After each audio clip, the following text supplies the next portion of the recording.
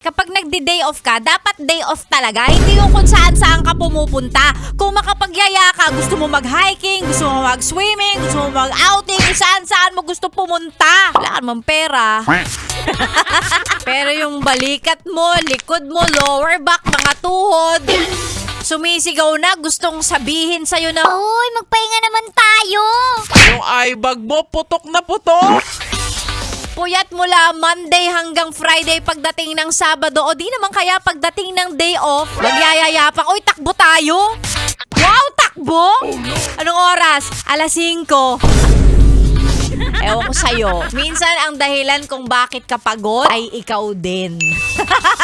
Sisisihin mo pa yung trabaho, rereklamo ka pa, sasabihin mo, Ang trabahong to nakakapagod. Liit-liit ng sweldo pero pagod na pagod ako. bakit be? Ano ba ginagawa mo pag day off ka? Ha? Ha? Kung saan ka nagpupunta eh? Ha?